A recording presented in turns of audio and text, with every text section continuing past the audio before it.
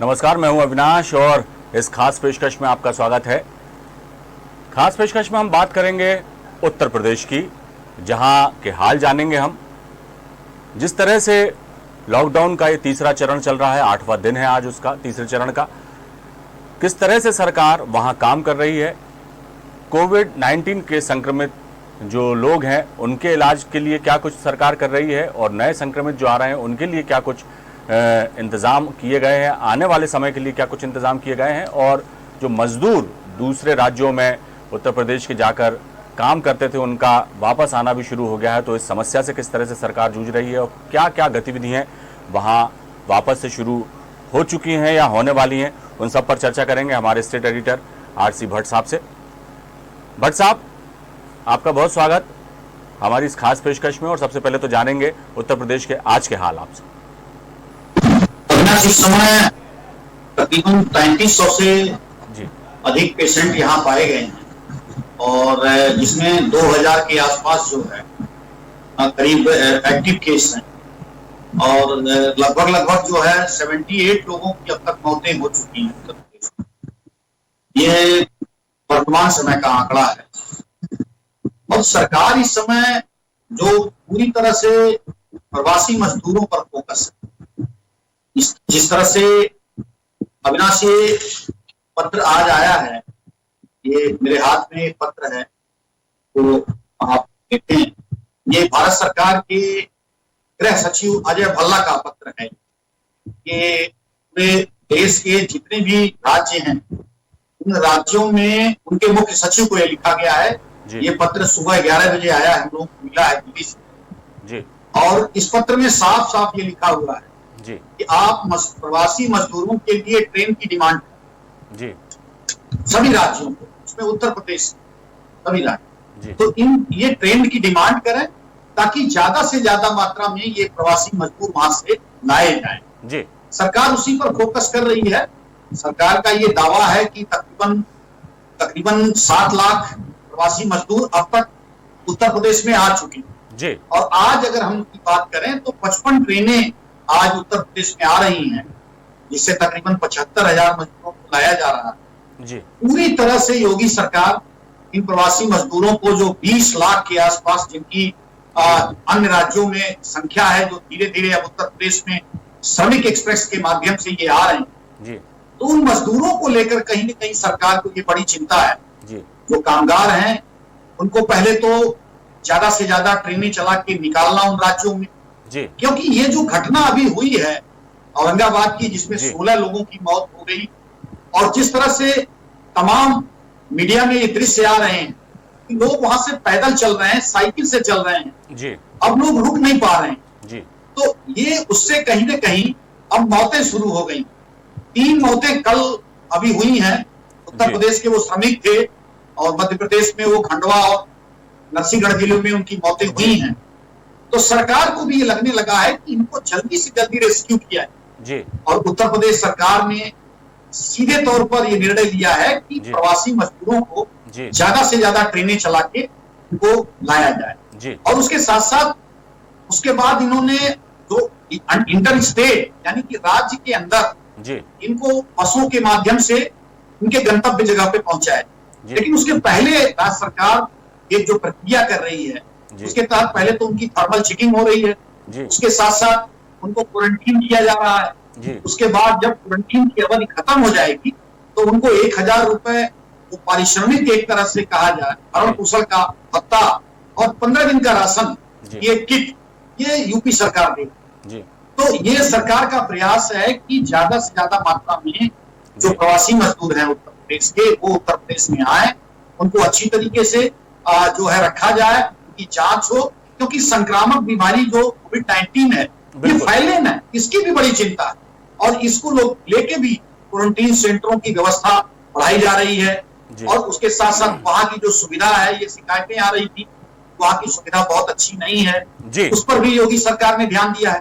तो ये तमाम चीजों को सुधार करके और पूरा इस पे फोकस कर रहे हैं और इसके इतर कहीं न कहीं पूरी तरह से ये व्यवस्था देख रहे हैं, क्योंकि अब जो लक्ष्य रखा है कि 1 लाख आइसोलेशन बेड बनाए, क्योंकि उत्तर प्रदेश में संख्या लगातार बढ़ रही है। मैं अगर मेरठ की बात करूं जी। या फिर आगरा की बात करूं, कानपुर की बात करूं, सहारनपुर, ये तमाम जनपदों में जी। संख्या धीरे धीरे बढ़ती जा रही है। जी। और उसको लेके योगी सरकार ने एक और बड़ा निर्णय किया। जी। अब जैसे मेरठ में उन्होंने उत्तर प्रदेश का एक प्रमुख सचिव सिंचाई है, जो सीनियर आईएएस हैं, उनकी तैनाती वहां उन्होंने की, और उसके साथ साथ उनके साथ साथ 2 सपोर्टिंग लोगों को लगाया गया है। इसी तरह आगरा में एक नोडल बनाया गया है, जो आलोक कुमार औद्योगिक विकास प्रमुख सचिव हैं, उनको लगाया गया। तो ये योगी सरकार को ये लग रहा है कि ये कहीं ना कहीं ये इन जगहों पर तेजी से संक्रामक फैल रहा है और कंट्रोल नहीं हो पा रहा है। तो इसके लिए त्रिस्तरीय व्यवस्था की, और उन अधिकारियों को ये कहा गया है कि आप वहां कैंप करिए और वहां की व्यवस्थाओं को देखिए। पुलिस के भी अधिकारी इनके साथ लगाए गए। ये पहली बार ऐसा बहुत सालों में ये देखा गया है कि अब पुलिसकर्मी भी जो है वो इस तरह के काम कर रहे हैं, अपने कहीं न कहीं अपनी जान को जोखिम में डाल के कोरोना वॉरियर की तरह जो कानून व्यवस्था संभालते थे, आज हमारे चिकित्सीय व्यवस्था का वो एक अंग बने हुए। बहुत बड़ी बात। जी भट्ट साहब, एक बात तो ये है कि ये जाहिर तौर पर है, ये सिर्फ उत्तर प्रदेश सरकार की समस्या नहीं है या उत्तर प्रदेश सरकार की जिम्मेदारी नहीं है। अन्य राज्यों में भी कमोबेश हालात थोड़े कम थोड़े ज़्यादा एक जैसे ही हैं, और प्रवासी मजदूरों का आना हर प्रदेशों में या वहाँ से जाना शुरू हो गया है। लेकिन एक इन सब हालातों के बीच में एक बड़ा सवाल ये उठता है, जिस पर हम पहले भी चर्चा कर चुके हैं भट्ट साहब, लेकिन अब स्थिति जो है विचारणीय है और बहुत ज़्यादा अब इसमें सोचना बहुत ज़रूरी है। क्योंकि जिस तरह से उत्तर प्रदेश में आपने आंकड़े बताए थे कि 15 से 17 लाख तकरीबन मजदूर हैं जो अन्य राज्यों में काम करने गए थे, वो वापस लौट रहे हैं। मांग और आपूर्ति में एक बहुत बड़ा अंतर आने वाला है, क्योंकि जो फैक्ट्रियाँ या जो इंडस्ट्री जो चल रही थी इन मज़दूरों के भरोसे, या इन मज़दूर जो वहाँ काम करते थे, अब ये अपने घरों में आ गए हैं। अब फिलहाल तो इनका वापस लौटना बड़ा मुश्किल है। 2-3 महीने या जितना भी वक्त लगता है कोरोना संक्रमण को ख़त्म करने में या हालात पर काबू पाने में और स्थितियाँ वापस बहाल करने में, स्थितियाँ ठीक हो जाती हैं, सामान्य हो जाती हैं, फिर से फैक्ट्रियाँ चालू हो जाती हैं, इंडस्ट्रीज़ खुल जाती हैं। तो ये जो मज़दूर जो वहाँ काम कर रहे थे, अब ये तो जाने से रहे। ऐसे में वहाँ पर भी मैन पावर का एक बहुत बड़ा संकट उन जगहों पर भी आएगा। और दूसरा संकट ये भी है कि एक जो इतनी बड़ी तादाद में मजदूर जो राज्य में वापस लौटे हैं, उनको रोजगार देना एक बहुत बड़ी चुनौती सरकार की होगी। तो कई चीज़ों का सामना अभी हमें कोरोना खत्म होने के बाद भी करना है, और ये आसान काम नहीं है। क्या कहेंगे आप? अविनाश, ये बहुत ही महत्वपूर्ण सवाल है और सरकार को इस चीज का बिल्कुल अंदाजा है कि अगर प्रवासी मजदूर उत्तर प्रदेश में, जिनकी संख्या लगभग 20 लाख है, वो आते हैं, तो उनके रोजगार की क्या समस्या, मतलब रोजगार को किस तरह से, कैसे रोजगार से उनको जोड़ेंगे। क्योंकि ऑलरेडी उत्तर प्रदेश लगभग 23 करोड़ से ज्यादा का आबादी का प्रदेश है, और उसमें रोजगार के लिए 20 लाख लोगों को और जोड़ा जाए तो नेचुरल है कि ये संख्या और बढ़ेगी जनसंख्या के आधार पर, और उनके लिए रोजगार भी ढूंढना, क्योंकि ऑलरेडी वो पहले प्रवासी मजदूर के रूप में दूसरे राज्यों में उनके पास रोजगार था, उत्तर प्रदेश में आते हैं। और जिस तरह से अगर हम महाराष्ट्र गुजरात की स्थिति को देखें और दिल्ली की, तो ये 3 राज्यों से ज्यादातर मजदूर उत्तर प्रदेश वहां से उत्तर प्रदेश में आए, यानी उत्तर प्रदेश के वहां मजदूर ये थे। और ये आपकी बात बिल्कुल सही है कि वो वहां ज्यादा दिन अब वहां जा नहीं सकते, क्योंकि उनके सामने विकल्प बहुत सीमित है। तो इसलिए उत्तर प्रदेश सरकार ने एक प्रवासी राहत ऐप का जो उन्होंने लॉन्च किया है, इस सभी मजदूरों को कौशल विकास मिशन के तहत उनके लिए रोजगार मुहैया करना। यानी उत्तर प्रदेश में जो निजी क्षेत्र में इंडस्ट्री है, फैक्ट्री है, उत्तर प्रदेश में जो सरकारी प्रोजेक्ट चल रहे हैं, तो उसमें उन मजदूरों का समायोजन किया है।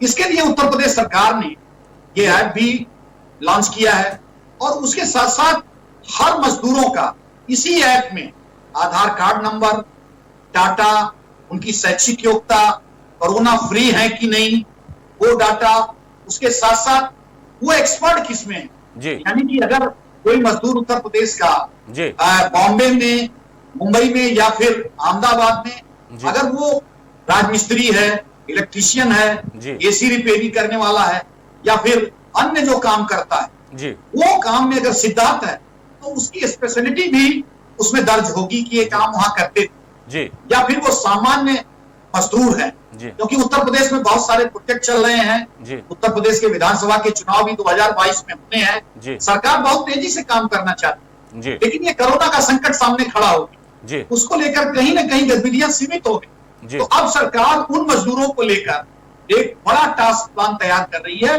जी, और उसके तहत उन मजदूरों को रोजगार देना, चाहे ग्रामीण क्षेत्रों में, जी, चाहे सरकारी प्रोजेक्टों में, चाहे निजी क्षेत्र के प्रोजेक्टों में। तो ये सरकार के सामने बड़ी चुनौती है और कोशिश सरकार यही कर रही है, इसी पर लगातार मंथन चल रहा है कि उनको कम से कम उत्तर प्रदेश में रोजगार बिल्कुल। मिले। ये तो बात बहुत सही कही आपने, बट रोजगारी का संकट इससे है। इससे जुड़ा हुआ एक सवाल ये भी उठता है कि ये तो सरकार जो कोशिश कर रही है कितने मजदूरों को रोजगार वो दे देगी या उसकी पूरी प्लानिंग उन्होंने कर रखी है, और 2022 में चुनाव भी हैं तो उसके मद्देनजर कई तरह के विकास कार्य उत्तर प्रदेश में प्रस्तावित हैं या निर्माणाधीन जो काम है उनमें उनको कहीं ना कहीं एडजस्ट किया जाएगा। उन राज्यों का क्या होगा जो इन मजदूरों के भरोसे थे, जो आउटसोर्सिंग वो करते थे उत्तर प्रदेश से, बिहार से या अन्य राज्यों से जो मजदूर बुला के काम करते थे, उनकी स्थिति तो अब जो है फिलहाल उनके लिए एक अलग तरह की चुनौती ये कोरोना संकट देके गया है। क्या कहेंगे? ये तो देखिए, ये बहुत ही, ये सब चीजें ऐसी हैं कि सरकार को इस खतरे का अंदाजा नहीं जी, लेकिन जो जागरूक पत्रकार हैं ये गतिविधियां पहले से जानते जी, हैं। जिन राज्यों में प्रवासी मजदूर वहां से लिफ्ट कर जाएंगे, जी, यानी अपने अपने राज्यों को चले जाएंगे, जी, वहां एक बहुत बड़ा वैक्यूम आएगा। जी, मैं किसी एक इंडस्ट्री की अगर हम बात करें, चाहे जी, महिंद्रा की हो, चाहे रिलायंस की हो, टाटा की हो, जी, या अन्य जो इंडस्ट्रीज है, बहुत सारी इंडस्ट्रीज हैं गुजरात में, महाराष्ट्र में, कर्नाटक में, जी, इन तमाम राज्यों में, दिल्ली, तो ये इंडस्ट्री में जो प्रवासी मजदूर काम कर रहे हैं जी, वो वहां से अगर यहाँ आते हैं तो वहां एक बड़ा वैक्यूम आएगा, जी, और वो वैक्यूम भरना इतना आसान नहीं है, जी, क्योंकि ये प्रवासी मजदूर जो पैदल चलकर आए हैं, जी, जो साइकिल से आए हैं, या फिर बड़ी मुश्किल से अपने घर पहुंचे हैं, जी, वो इतनी आसानी से वापस उन फैक्ट्रियों में नहीं जाएंगे, जी, वो यही रोजगार खोजेंगे। जी, ये बात योगी आदित्यनाथ अच्छी तरह जानते हैं। जी, लेकिन उन राज्यों की बात आपने उठाकर, जी, ये बात बिल्कुल सही है जी, कि उन राज्यों के सामने एक गंभीर संकट आएगा, जी, क्योंकि उनको एक्सपर्ट मजदूर चाहिए जी, जो अपने कार्यों में सिद्धार्थ हो। जी, उसके लिए फिर वो संसाधन अपने ही राज्य में खोजना पड़ेगा। जी, ये निश्चित तौर पे जितनी भी इंडस्ट्री है जी, उन राज्यों को बिल्कुल, अपने यहाँ से ही मजदूर निकाल के उन जी, फैक्ट्रियों में देना पड़ेगा। जी, ये आगे ऐसा होने वाला जी, है और यही राज्य सरकार करेंगे। जी। चलिए देखते हैं आगे आगे होता है क्या। संकट तो अभी गंभीर है और इसकी जो है इसका समापन कब होता है, ये कब खत्म होता है, कब ये इसका जो है इसकी विदाई होती है हमारे हिंदुस्तान से, ये अभी फ़िलहाल कोई भी नहीं कह सकता। अभी तो इलाज ही जो है इसका किया जा रहा है और विकल्प जो है इससे बचाव ही इसका विकल्प है। आने वाली दिनों में क्या क्या कुछ चुनौतियां सरकार के सामने आती हैं, सरकार किस तरह से इनसे निपटती है, ये देखना दिलचस्प होगा। बहुत बहुत शुक्रिया भट्ट साहब इस जानकारी के लिए।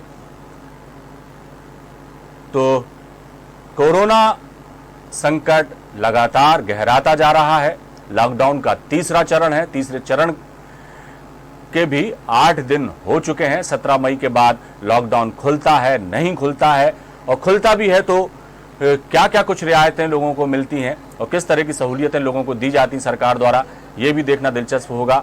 और इंडस्ट्रीज़ किस तरह से खुलेंगी, किस तरह से फैक्ट्रियाँ खुलेंगी, किस तरह से मांग और आपूर्ति में संतुलन बनाने की कोशिश करेगी सरकार, ये भी एक बहुत बड़ी चुनौती सरकार के सामने। लेकिन उस चुनौतियों से किस तरह से निपटेगी सरकार, ये देखना दिलचस्प होगा।